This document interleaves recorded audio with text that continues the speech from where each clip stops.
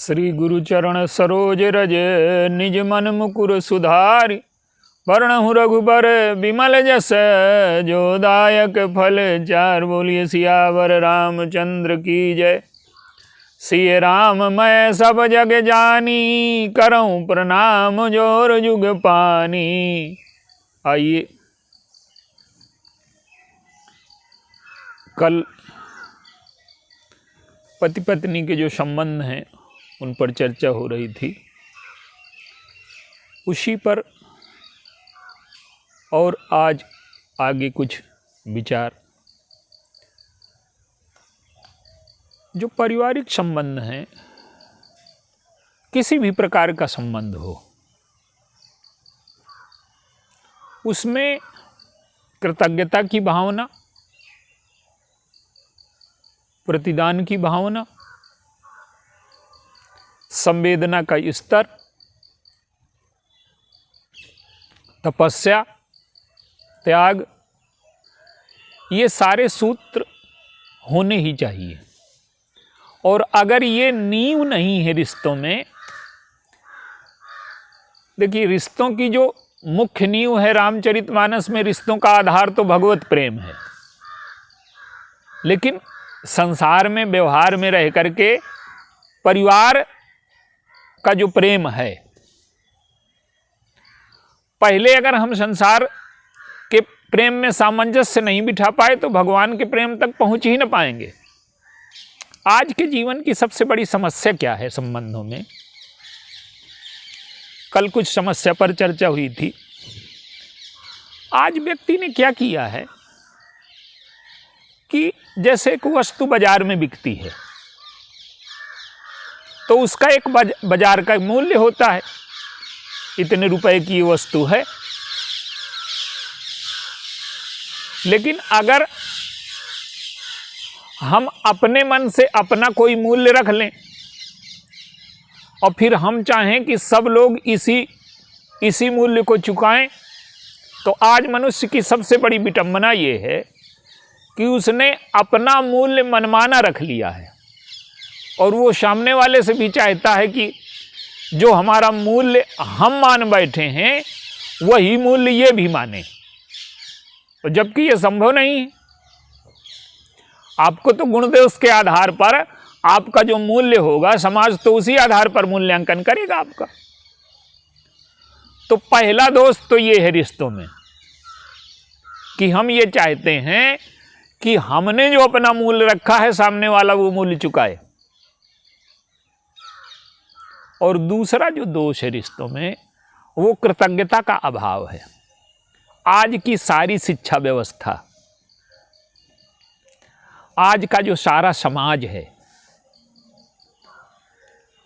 उसने क्या किया है कि कृतज्ञता के तत्व को भुला दिया। स्वार्थ की पूर्ति, महत्वाकांक्षा की पूर्ति और सामने वाले को जड़ समझना, ये आज की सोच का मूल तत्व है। जबकि हमारी संस्कृति ऐसी नहीं थी। वो तो हमारी संस्कृति तो इतनी महान और सूक्ष्म थी कि हमें अगर पत्ता भी तोड़ना है पेड़ से अपनी औषधि के लिए, इलाज के लिए, तो हम पहले पैर छूते थे वृक्ष के, उससे प्रार्थना करते थे कि हमें ये आवश्यकता है इलाज के लिए, आपको कष्ट होगा तो आप हमें क्षमा करें। संसार में कोई भी चीज जड़ नहीं है। और आज तो मनुष्य को भी हमने जड़ मान लिया है। अपने स्वार्थ की, अपने महत्वाकांक्षा की जो पूर्ति है, जब हम इसको लक्ष्य बना लेंगे, सामने वाले को जड़ मान लेंगे, तो सारे रिश्ते एक पक्षी हो जाएंगे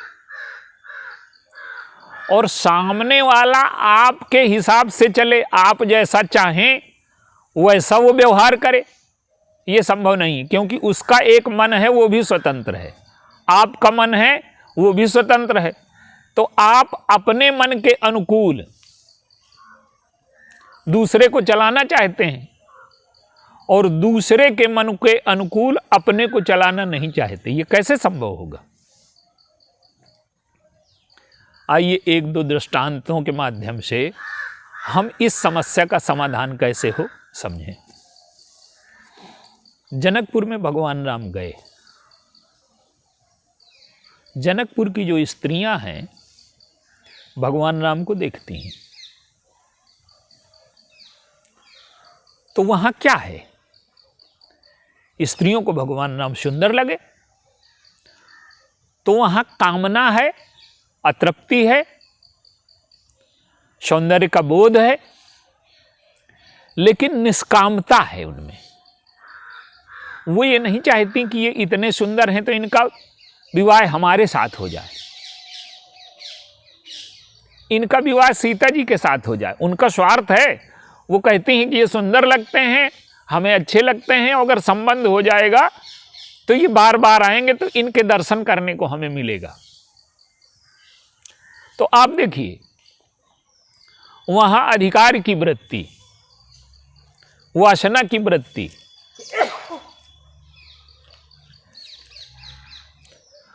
दूसरों को अपने अनुसार चलाने की वृत्ति गायब है।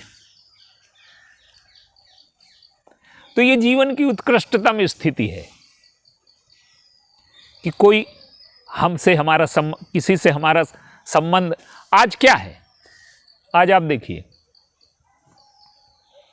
मान लीजिए चंद्रमा है, वो हमें बड़ा सुंदर लगता है, हमें बाहर बैठे हैं तो बड़ी शांति मिलती है, उसके प्रकाश में आनंद मिलता है, लेकिन उससे हमारा हम लेना तो चाहते हैं पर उससे हमारा स्नेह है क्या? तो संबंधों में लेना एक पक्ष है और देना भी एक पक्ष है, और जब संबंधों में लेन देन बराबर हो जाता है तो संबंध स्थायी हो जाते हैं, टिक जाते हैं। और हमारे यहाँ तो ये था आज से केवल 50-60 वर्ष पहले, देने का ज़्यादा महत्व था, लेने का महत्व कम था। जैसे आप दो दृष्टांत देखिए, एक माँ है अपने बच्चे का पालन पोषण कर रही है, उससे आप पूछो कि इससे क्या लाभ है, तो उसको आश्चर्य होगा कि आप कैसा प्रश्न पूछ रहे हैं। उसको बच्चे के पालन पोषण में ही आनंद मिल रहा है। उसकी गंदगी साफ करती है, उसकी सेवा करती है, तो उसकी सेवा करते हुए उसे आनंद मिलता है। तो जिस प्रकार से बच्चे की सेवा करने से मां को आनंद मिलता है, इसी प्रकार से जब रिश्तों को निभाने में हमें आनंद मिलने लगे, आज रिश्ते बोझ हो गए हैं। क्यों बोझ हो गए हैं? कि अंदर का रस हमारे सूख गया है, स्वार्थ ने हमारी बुद्धि पर पर्दा डाल दिया है, अहंकार ने हमारी बुद्धि पर पर्दा डाल दिया है। आप देखिए, संसार ये जैसा है वो हमारे मन से हमें दिखाई देता है।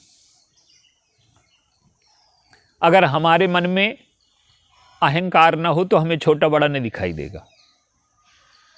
हमारे मन में वासना न हो तो सुंदर सुंदर दिखाई देना बंद हो जाएगा। हमारे मन में लोभ न हो तो अमीर गरीब दिखाई देना बंद हो जाएगा। हमारे मन में अज्ञान न हो तो अपना पराया दिखाई देना बंद हो जाएगा। तो संसार को जो हम देखते हैं वो मन और आँख के संयोग से देखते हैं, और हमारे जो परिवार के संस्कार थे, हमारी जो संस्कृति थी, वो रिश्तों को श्रद्धा की दृष्टि से, वात्सल्य की दृष्टि से, कृतज्ञता की दृष्टि से,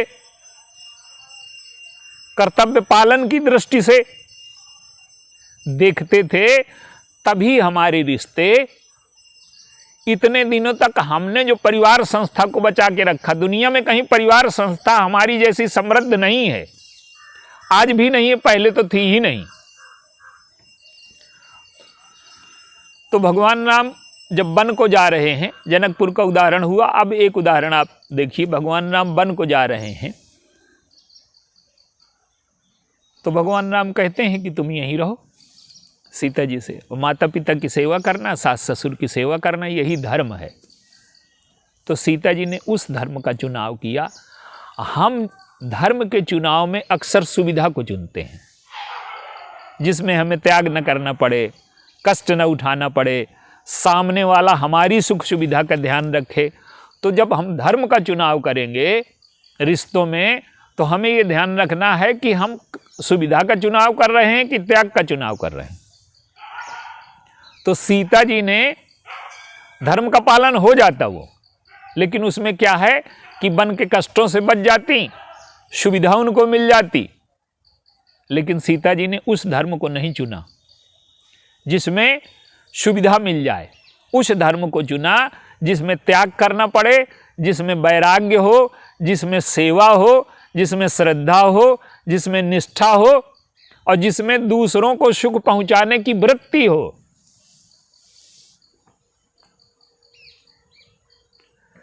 वो भगवान राम से कहती हैं कि दो चीजें आज झूठी हो गई। मैं ये समझती थी कि आपके समान मृदुभाषी कोई नहीं है। तो क्या कहती हैं, ऐसे वो वचन कठोर सुनी। अब बड़ा आश्चर्य लगता है कि भगवान राम ने कोई ऐसे वचन नहीं कहे जो कठोर हों।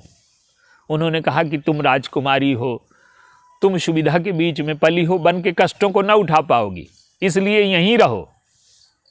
तो इसमें क्या कठोरता है? लेकिन सीता जी कहती हैं कि इसमें कठोरता यह है कि हम दोनों अलग हो जाएंगे। और कहती हैं कि पति पत्नी का धर्म एक होता है, पति पत्नी दो व्यक्तित्व तो नहीं रहते।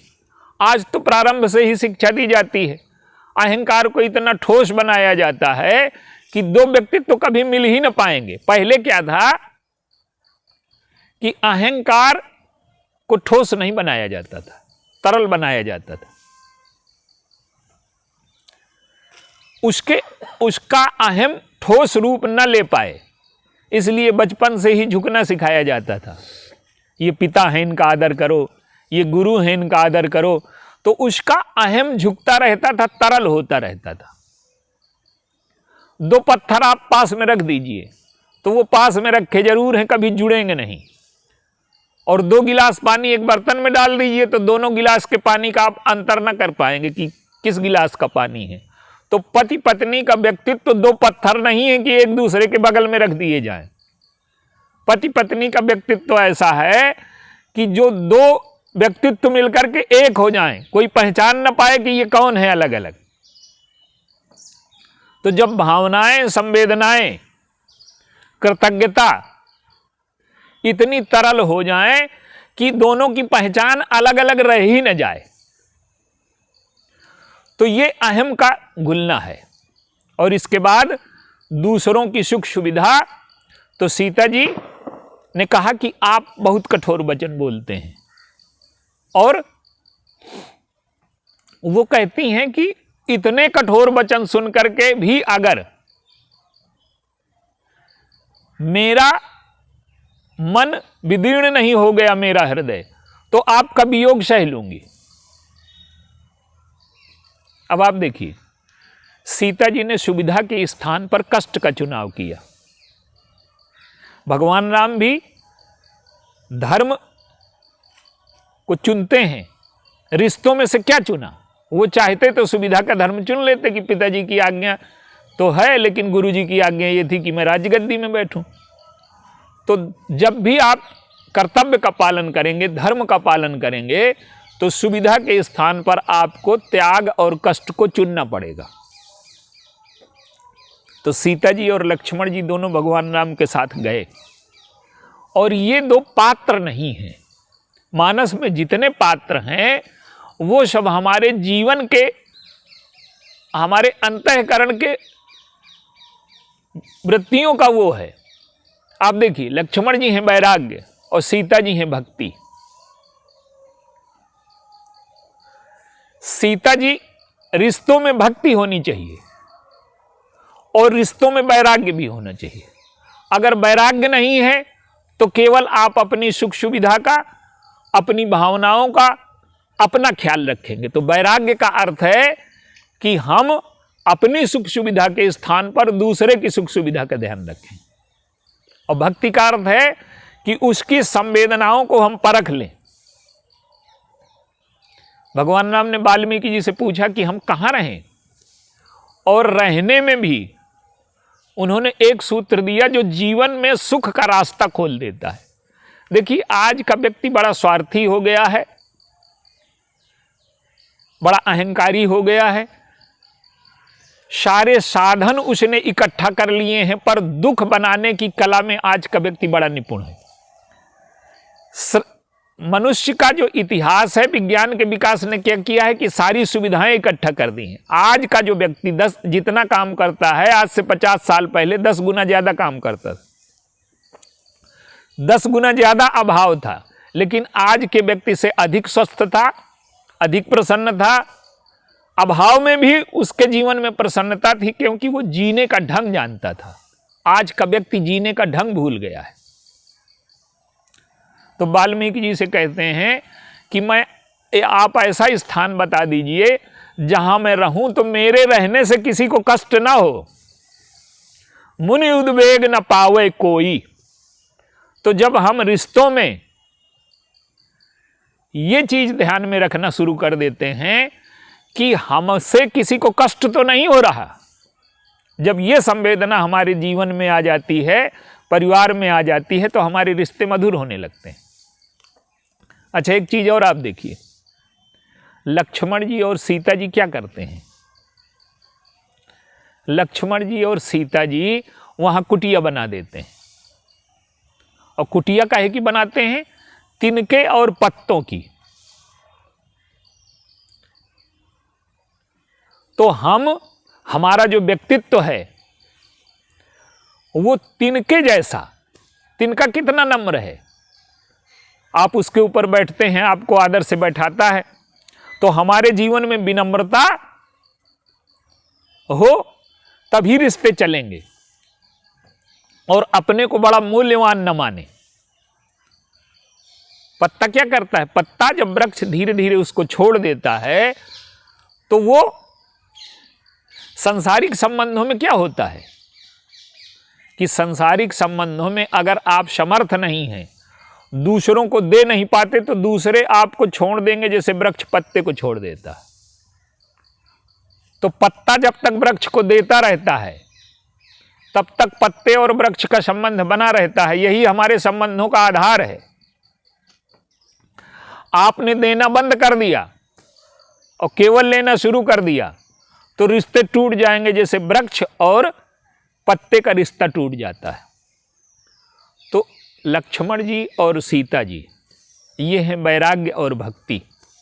तो जब हमारे जीवन में प्रेम और वैराग्य दोनों होते हैं, तो रिश्तों का आधार मजबूत होता है।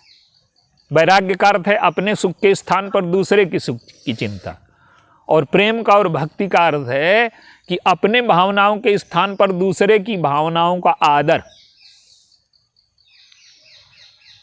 तो जहां वैराग्य होगा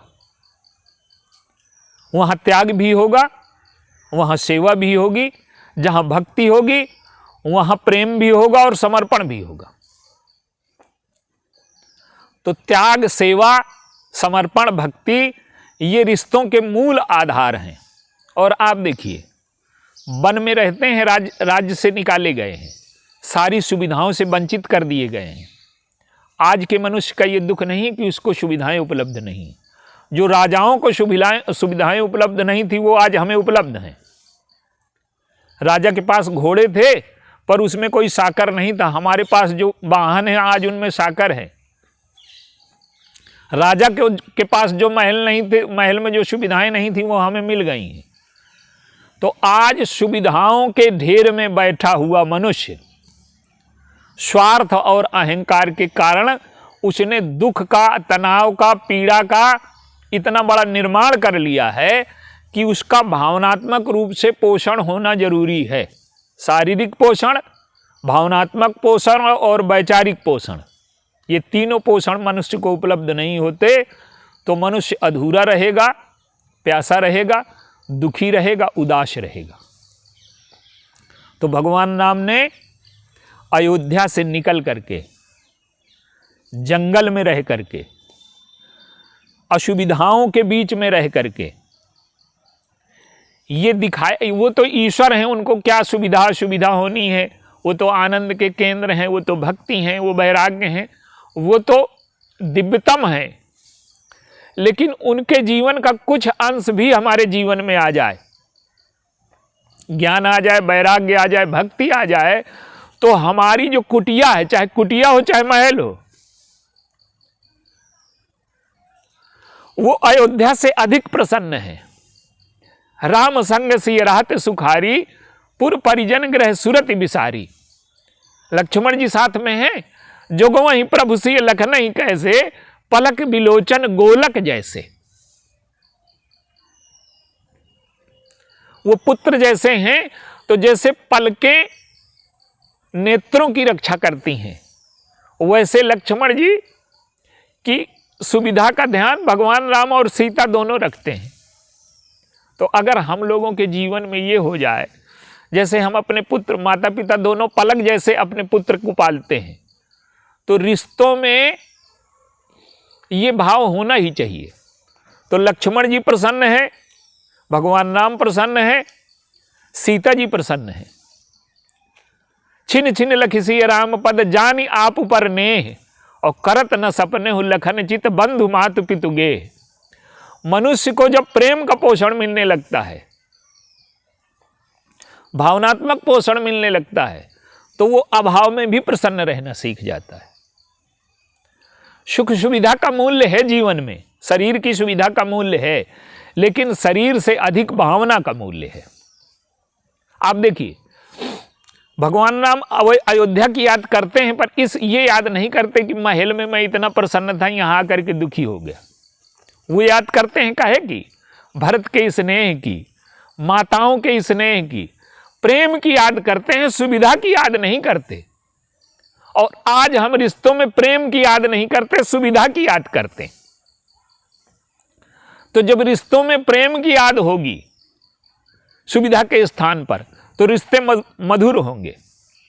और आप देखिए, झोपड़ी में रह करके वो प्रसन्न है, और देवता स्वर्ग से आए, प्रणाम राम प्रणाम कीन सब काहू। देवताओं के पास सारे सुख है, सुविधा है, साधन है, संपन्नता है, कर बिनती दुख दुसह सुनाए।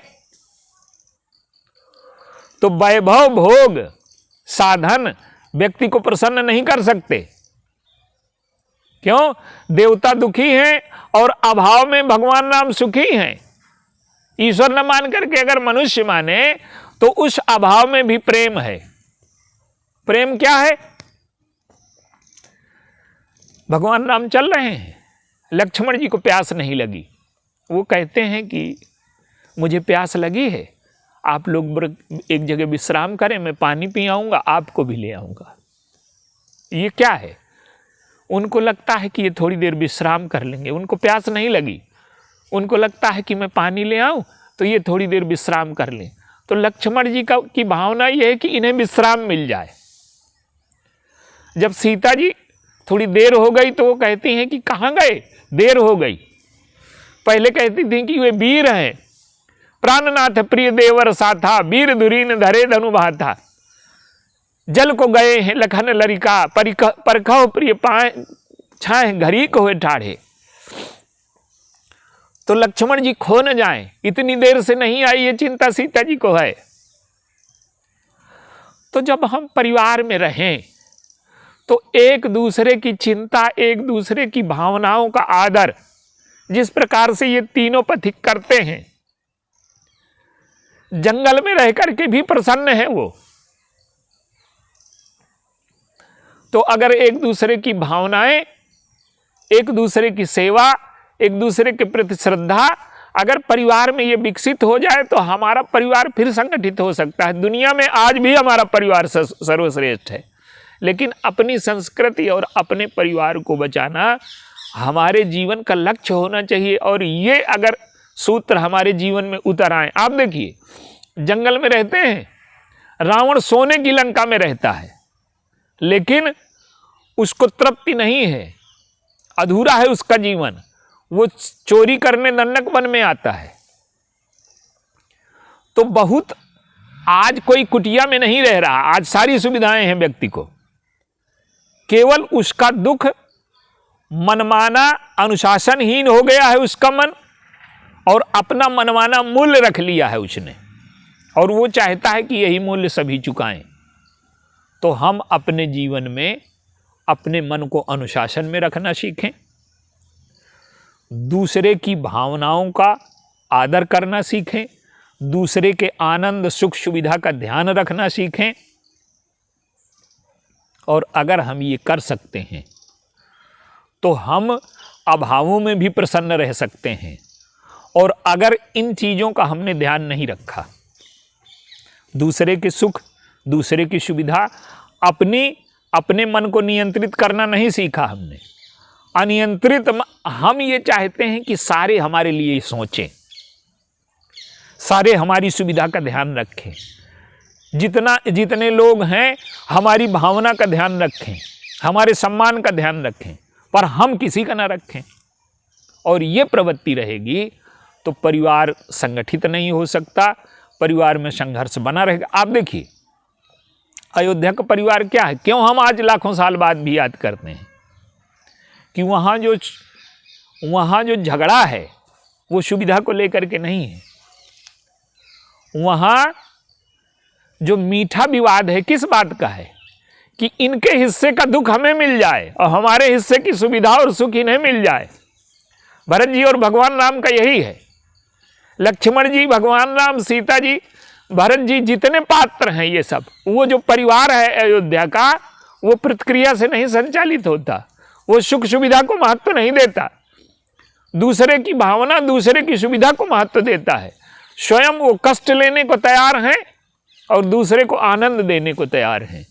जब ये लेने की छीना झपटी के स्थान पर जब देने की छीना झपटी आ जाती है, देने में हम आनंद महसूस करने लगते हैं, तो हम परिवार का निर्माण कर सकते हैं, आनंद से रह सकते हैं, अभावों में भी प्रसन्न रह सकते हैं। यही मूल सूत्र हैं हमारे जीवन जीने के। बोलिए सियावर।